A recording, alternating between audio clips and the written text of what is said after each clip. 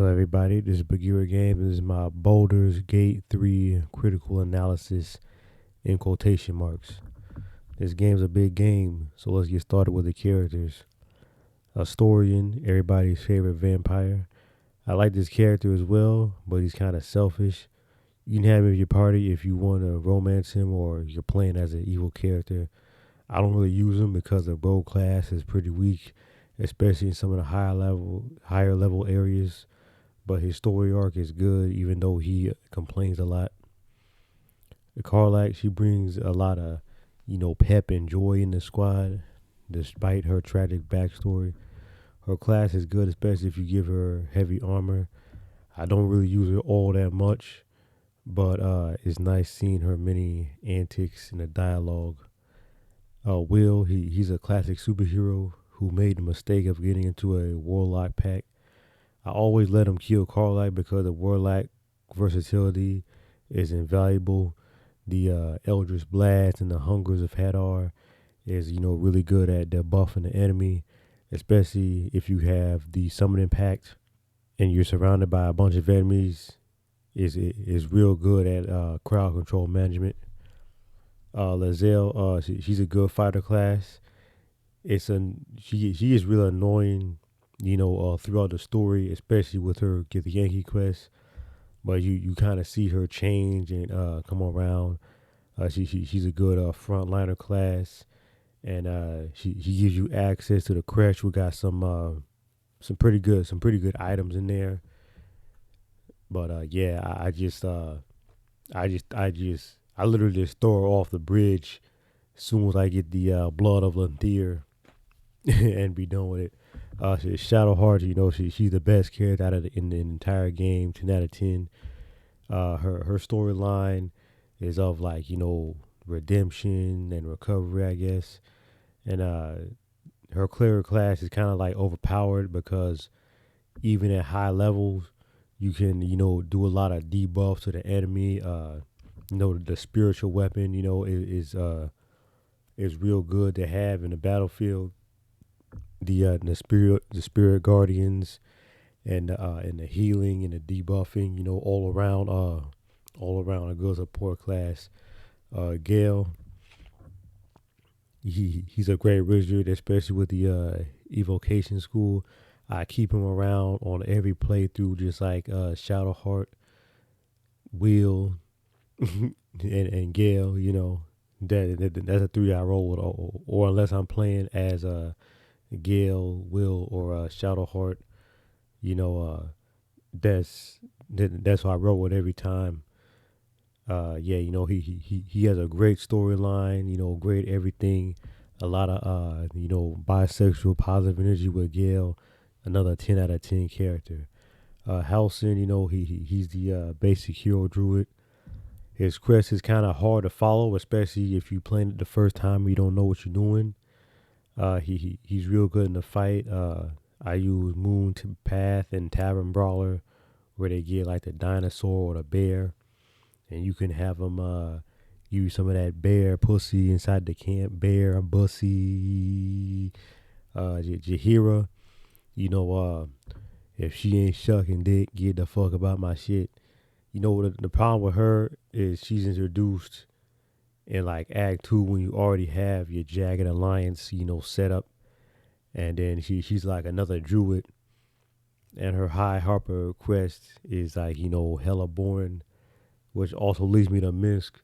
Misk, he mad late in the class. I'm talking like mad late. Like the class is like an hour class, right? And if he show up, 35 minutes late, right in the middle of the discussion, he opened up the door and he's like, oh, well, I'm sorry, guys. My pet hamster, this, that, whatever.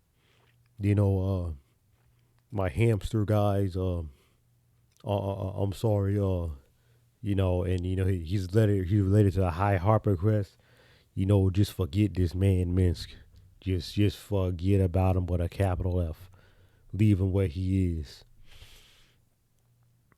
So the way I play these games is I beat it the first time and keep on playing it, and then I I keep playing it to beat it as fast as possible.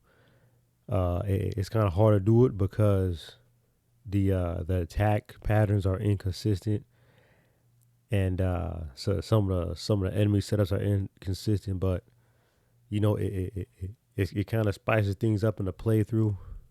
I used to do it a lot, as a kid when I played Knights of the Old Republic. That game was real fun to play over and over again. And I'm playing Baldur's Gate 3 over and over again, try to play as all the different classes. I really enjoy the gameplay. The combat is flashy. If you wear headphones when you're playing this game, you can hear the crackle of the lightning. You can hear people screaming and hollering when you set people on fire, which is real good. I like setting people on fire.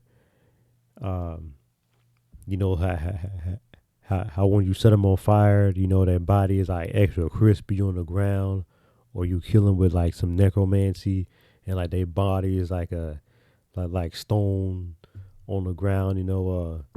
When I played this game in the early beta, I was kind of mad because I came fresh off the heels of Divinity 2, and that game, it is another 10 out of 10 game. But I kind of learned to enjoy it. It's like in Divinity, you got like these little circles to where every action you take is like a circle, and then like it makes the gameplay like more flowy. But like in this one, it's like you move, and there's an action. It's like 1 and 2. It's kind of like Fire Emblem in that sense, but I think it's way more in depth than that. The story in this game about removing your mind flayer parasite in your head when you start, and it moves on to a greater threat, within the game. The little puzzles and the side content that yields powerful weapons and gear. You always do the side quests. You always do the side quests because late game you be surrounded by 10, 15 enemies. They all doing stuff. They turn it invisible, this, that, whatever. And it's like, geez Louise. Like, it's crazy. Cause, going back to the Knights of the Old Republic, I remember Darth Malik, you just had to fight him. And then before that, it was just a room with a bunch of droids that you just had to like run past. But in this game, the in game boss is like capital R ridiculous. Going up to the final boss is capital R ridiculous. Now there are some choices where you can make to where you could just 100% in the game, right then and there before you before you fight the final boss, whatever. But there's no reason why it should have been that hard, as the final boss. Especially if you're rolling with just 4 characters. It's crazy. It's like if you ain't got no summons or nothing like that, you're gonna get tore up pretty quick. Especially at the very but before that, you get this whole courtyard battle. That's capital R ridiculous. The Baldur's Gate guards, they garbage. They don't know what the hell they doing. They get it's just sheesh. My PS5 controller was sweating in my hand trying to beat the final boss because I was doing an all nighter, and I think I had to go to work the next day, and I didn't want to stop, go to work, and be thinking about it at work. So it's sheesh. The class I usually play are like the fighter or the monk, but I also like the sorcerer and the druid and the cleric. It's a lot of classes that you can play as. It's like I said, it's a real fun game.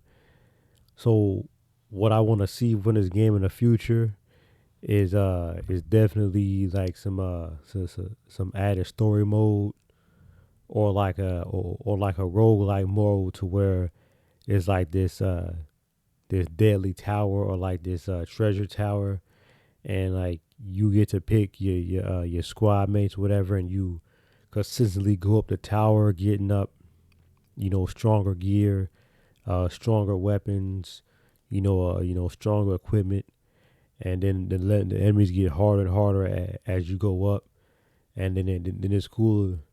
You could probably unlock some new characters that way, or you know, unlock some new dice or whatever.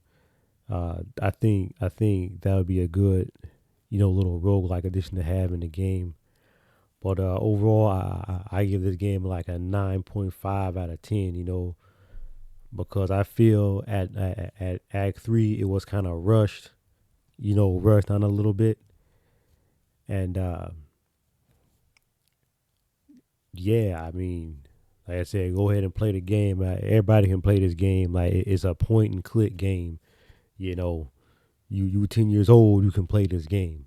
you know, so yeah, I highly recommend it. 9.5 out of 10. All right, this is Bagheera Games, and I'm out.